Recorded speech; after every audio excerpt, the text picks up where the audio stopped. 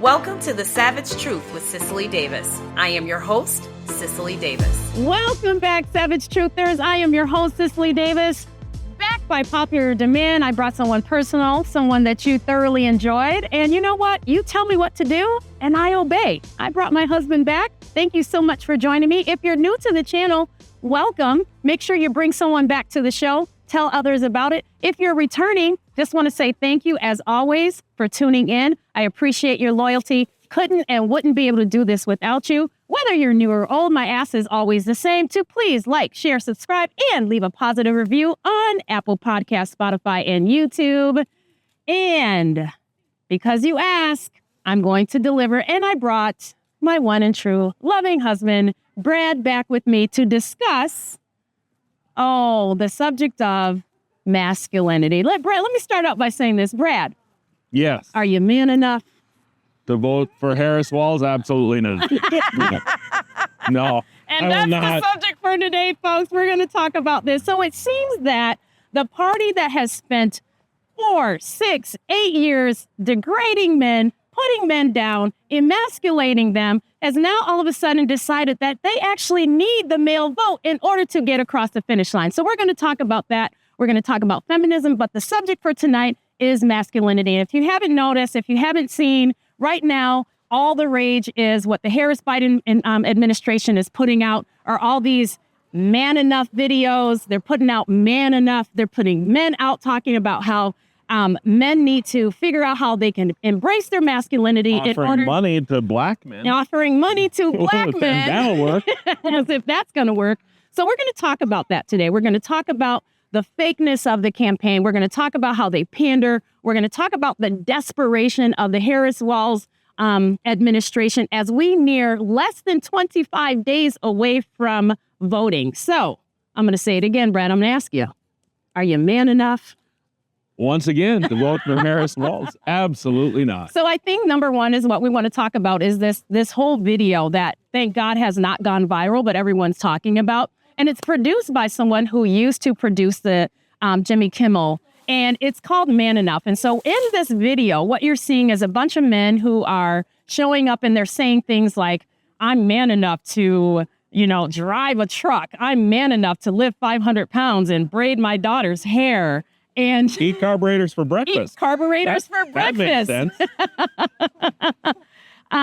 So we want to just talk about that. Really want to talk about really, truly the desperation of this campaign, more so because of the rise and the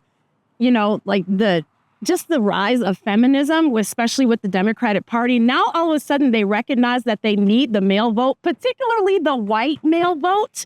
So now they're starting to pander because they are desperate. And so I just want to talk about that. And so I want to get your perspective on it, Brad, and what you felt about when you heard that, when you saw it. Well, when I saw it, it was ridiculous. You couldn't watch it and think that, okay, they have no clue. They have no clue what men are. And so, again, it just goes to the pandering.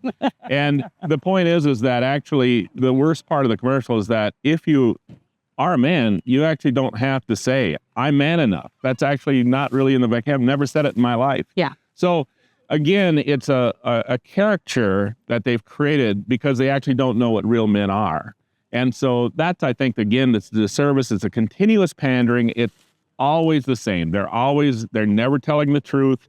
These were paid actors. They look nothing like, they looked exactly what they were supposed to portray. So Exactly. they looked exactly like a character of an idea of what men are.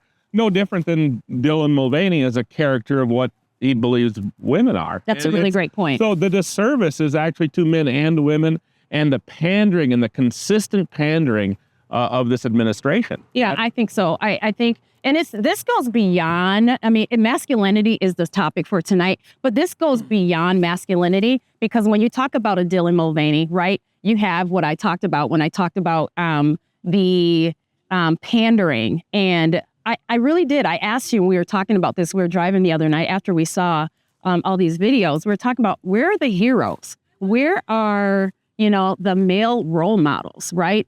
And you talk about Dylan Mulvaney and you talk about pandering.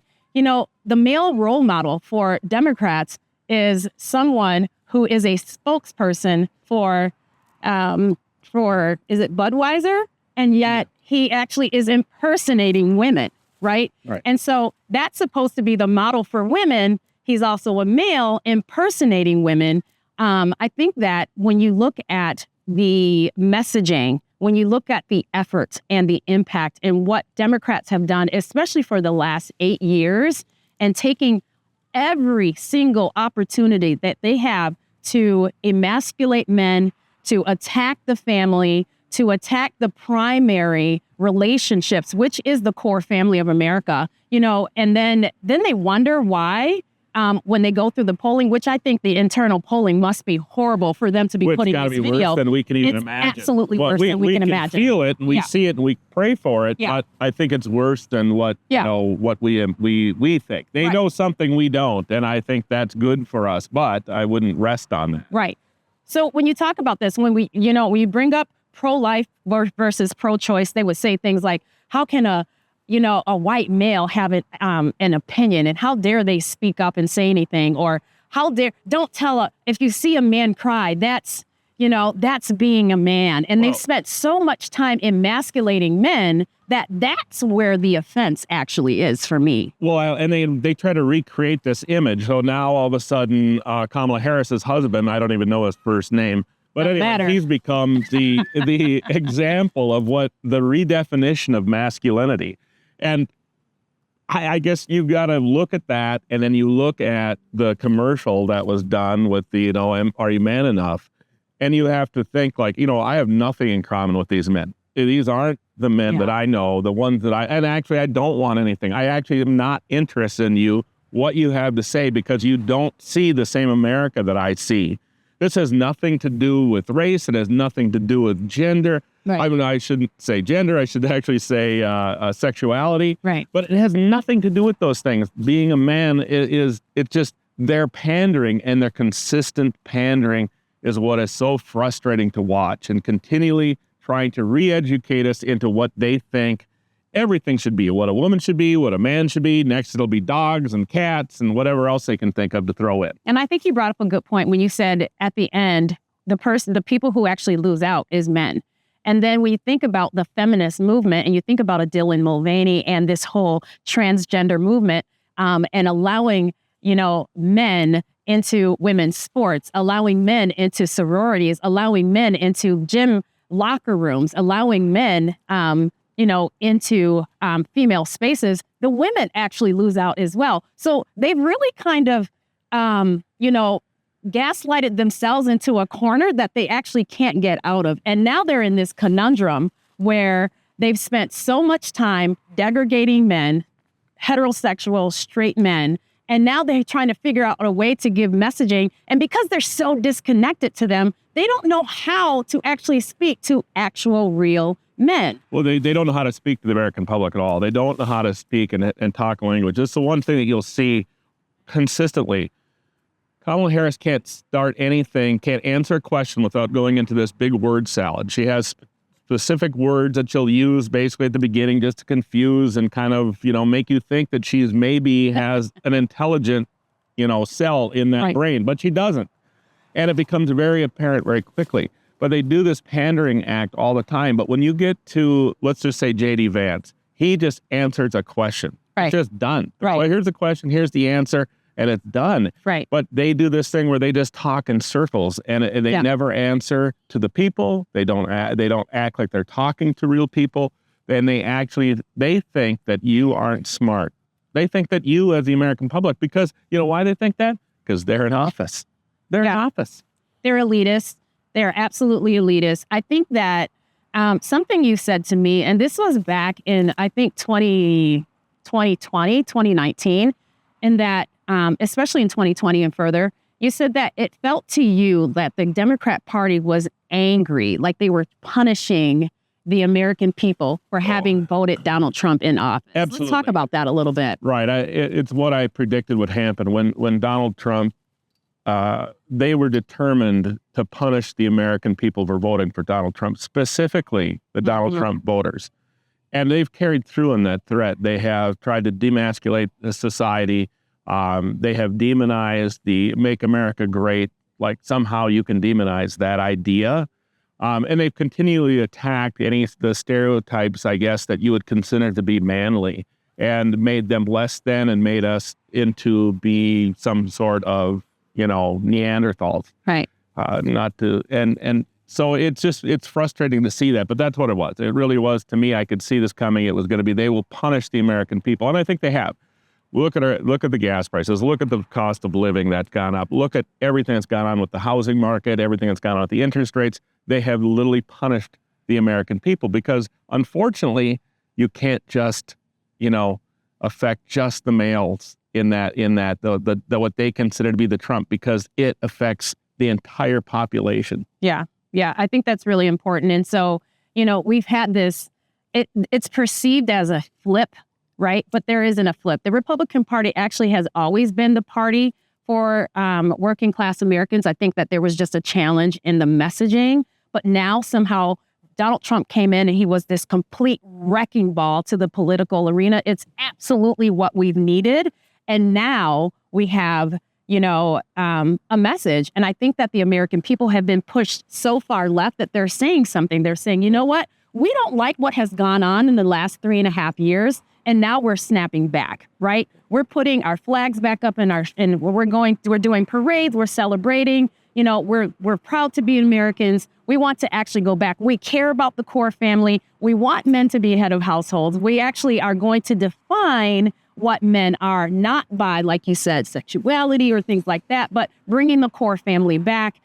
We're just getting away from this complete wokeness, right? We're seeing the change and the revert back in DEI and CRT and all these other ridiculous notions that we've had to face and swallow and choke down for the last 3.5 years, and the complete failure and disdain and hate for the American people by way of the Walz-Harris campaign. It's just wonderful. Less than 25 days, folks. You gotta pay attention to what's going on. Bring somebody with you to vote. And can you say, are you man enough to say that you're tired of being bullied by the Harris Walz campaign? Can you say that? Oh my gosh. What about the pandering of Obama? And I've been talking about Obama. You want to, Oh, we got to talk about that clip. Yeah. We got to talk about that clip where he's sitting in front and he's wagging his finger at black men and wagging his finger at people and telling them that, you're being abusive if you don't vote for Kamala. I'm surprised you didn't tell them they weren't black enough. I know. I think if they had to let it go further enough, I think they probably would have. But this is how desperate it has become for them, right? Yeah. That Obama shaking his finger at the crowd, at men, telling them that if they don't vote for Kamala Harris, they're not men. And I want to talk about also this clip. We got to talk about this clip. Now, the man had a nice gun. Oh, that one. I thought you were going to talk about the one when they threw that ball at Obama when he was president and he just kind of leaped back. So manly. Yeah. I thought you were going to talk about that. You mean with Walz and the shotgun. Yeah. Okay, let's talk about that. So clearly, okay, like you said, we talked about this today too and yesterday. Walz is clearly a hunter. Right? Yeah, I think when I saw the clip, I believe that Walz is a hunter. Of course, I believe he's a hunter. Yeah.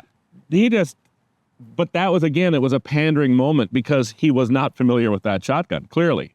He didn't know how to load it, and he was like, oh, this is the one I use, and I go trap shooting, and that it's not. There's no way. You wouldn't make those mistakes if you know how to load a semi-automatic shotgun. You just do, especially if it's yours. Right. So clearly they just ran out, bought it, and he was unfamiliar with it, and that's what you saw.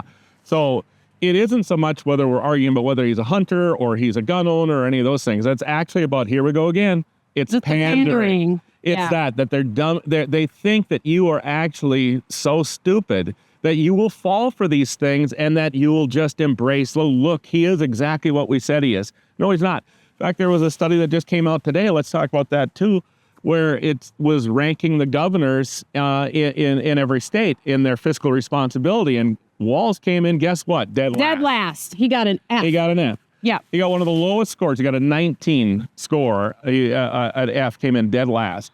So, is there, who's sitting around saying, yeah, give me some of that? What other, what other state, what people in what other states are sitting around, oh, give me some of what Minnesota's got. Yeah. I really need some of that. No one's envying Minnesota. Nobody envies Minnesota. So again, it's just this continual lies that we are told, that we're this continual drawn out pandering of every single opportunity that they have. And in trying to paint these pictures of who they're not. You know what? The lie. You know what? I can't get over that lie and it coming out during the debate. And he says, oh, well, I'm just a knucklehead, right? He says, I'm a knucklehead. Well, guess what, Tim Walz? Nobody wants a knucklehead for vice president. Right? Or a liar. Or a liar. Because that's really what you meant to say. Right. You just said knucklehead came out, but what you meant to say was I'm a liar. I just, but nobody wants that for a vice president. Nobody wants it for a president either, and she's no better. And they have to be desperate at this point when they're doing these things, and we've got to prove that Walz is a real man for everybody. Right, and we have to pretend. This is what it is. And we have to pretend that Kamala is black so that she can get the black vote, and we have to pretend that she, understands people of color. So whatever audience she's facing, she tries to fake that accent because there's a real, true disconnection to these elitists and American people, and they actually just simply do not care about us. They don't care about the American people. And it's everything in the campaign is so full of falsehoods. And you look at it and you just have to, I just get frustrated when I think that people are actually thinking of voting for this or falling for, that's why I say, like, if they're men out there that are voting for that, I have nothing in common with you, don't want to know you, no interest in talking to you. I'll be nice and say hi because I don't think we'll ever talk politics. We'll just walk past each other. Everything will be great. Yeah. But we sit there and we listen to them do this pandering, and then we also listen to them talk about Donald Trump, and they tell you he's a racist, and he's they've lied and said he was a rapist. They've said all these things about him, and then they bring out their ace in the hole. They bring out Bill Clinton. Yeah, they bring Bill Clinton in to really, really hammer home. Yeah, their case. And we need to make sure that people know and see that Bill Clinton just buried Kamala Harris with his last speech. I wonder if he knew what he was talking about. So he says, right. I don't know if folks recognize. And so he's out and he's talking to people, and he says that, for the unfortunate passing and murder of Lincoln Riley, and he says was due to the lack of vetting of the border at the border. And I'm like, going, well, yeah. So on Donald Trump, and I approve this message, right? That's the new commercial right there for Donald Trump. I think if they just quote him and just put that there, it'd be perfect. I think he was under the assumption that illegal alien actually came in during the Trump administration, but he didn't. He actually came in during the Biden. I even forgot who the president was for a minute. Joe Biden. Joe Biden. That's not, funny that they haven't brought Jill Biden out to talk to everybody about Dr. Jill. I'm surprised they haven't. Dr. Jill? Yeah. You know why? Because they know what she would say if she got in front of a camera. But the sinister thing is that Bill Clinton goes on to say that Americans aren't having children fast enough at a fast enough rate so that we actually need immigrants to take jobs. He did say it. And that's tragic that he has that thought and he's saying that to people. And you can actually hear people in the background agree with them. I mean, that's clearly not a voting. That's clearly not an electorate that's going to be on our side. But he's basically saying, and I love that J.D. Vance had an interview where he said, you know what? It's not that Americans won't do those jobs. They simply won't do it for a slave wage. So if you want to have Americans working, go out and seek Americans to do that job, but pay them fairly. So this whole notion that we need immigrants to do certain jobs, it's ridiculous. Well, it's also what's behind the scenes of that. Do they really? The birth rates are low. What? Let's just get to the point. The point is that if we don't have enough people, who's paying the taxes? We can't keep spending your money if we don't have enough taxes. We need to get the illegal aliens in here. Then we need to get them in citizenship as quickly as possible so that we can make sure that we get all of our tax money from them. We also need illegal aliens in town so that they can vote in this year's election. And vote, and hopefully. But unfortunately, I think unless, the Hispanic vote, I don't see it being Harris Walz at all. Yeah. Because they've come from what we're going through right now. The reason they actually came here, and you know what, illegal aliens, some of them did come here just to get away from what was going on in their countries. There's some truth to that. Yeah. They didn't do it legally, and I'm not advocating for that, but the point is that they're here and they came to get away from what we have. Yeah. And then they see this and they're frustrated and they're not interested in a Harris Walz campaign at all. They like Donald Trump because he represents the reason that they wanted to come to America in the first place. So I think we can start wrapping this up, but I think I asked a really serious question. I want you all to think about this too. Where are our heroes? Who are our heroes? You brought up something. You brought up some people. When I was growing up, I think about that. Like, you know what? John Wayne, who was that's a man. That was a man that you could actually live by. There were standards there. Andy Griffith. The Andy Griffith Show. I challenge anybody to sit and watch some reruns of the Andy Griffith Show and not be a better person. Yeah, you'll be a better dad. You'll be a better friend. You'll be a better, friend, American. Better American. Better American. These are shows that actually had values. I don't go, if that's too old, go to Little House in the Prairie. Yeah. You know what? These were examples of what a man actually is, what a man actually does, which is take care of his family and raise his family here, and what comes from that, all the goodness and greatness that comes from that. That's literally the fruits of what America is. Yeah. And well that's said. what we're missing. That's right. We're missing those examples. Well said. Instead, we got the Family Guy. We still got the Simpsons. They're funny, but probably not the example you want to raise your family or your children with. We've just changed so much, and our values have changed, and I don't think have changed I don't think our values internally have changed, but they have been massaged into something that actually is almost unrecognizable. Yeah. And as we wrap up, when you talk about Kamala Harris's husband as a role model, this is a guy who slept with the nanny. Oh, well, that's your role model? Come on. Feminist, I think he hit Democrat Party. He hit his ex-wife. He was accused of hitting his ex-girlfriend. Yeah. No, I'll be honest. When I look at him, I don't see that in him, but, whatever. Clearly, not the role model we're looking for. I don't think there's anything out there in that, though any of those people are role models. Pick your role models, but I don't know. I don't think anybody is, running out cheering for P. Diddy right now. I don't see a lot of fans out there for Bill Cosby. No. Go JD Vance. Yeah. Go. So let's get back to some normalcy. Yeah. Let's look at a JD Vance. When I look at JD Vance and I hear his story, it reminds me of a sad Mayberry RFD Andy Griffith Show. And you know what? America lost. We need to get it back. We've got to find ourselves again. So, and they can do it. They can bring it back. Less than 25 days, folks, right? If you're frustrated with the interest rates, if you're frustrated with the price of gas and groceries, if you're frustrated with, our border crisis and not knowing who's actually in our country and you don't feel safe, you know what? You only have one option for vote. If you're a man, if you're an American male right now, and you want your American values and the heroes to be brought back again. If you know who you are, if you want to return to a society that has a moral compass, and you only have one way to vote. It's not about pandering. It's not about a facade. It's not about being fake. It's about real, true, genuine values, right? We have a strong foundational genesis here in this country. I am very grateful to be married to a real man, right? An American male. But so many of you are as well. You have less than 25 days, men and women, to get to the polls. And let's just save what's left of our country and let's get it to turn back. What do you think, Brad? Yeah. Are you man enough? I agree, and I am man enough to vote for JD Vance and Donald Trump. That's what I am man enough to do. And the rest of you, God bless. And that is the savage truth. Please like, share, subscribe, and leave a positive review on Apple Podcasts, Spotify, and YouTube. And as always, remember, say it with me. All right. Be bold. Be strong. Be faithful. Be true. Till next time. Thank you. I'm Cicely. And I'm Brad.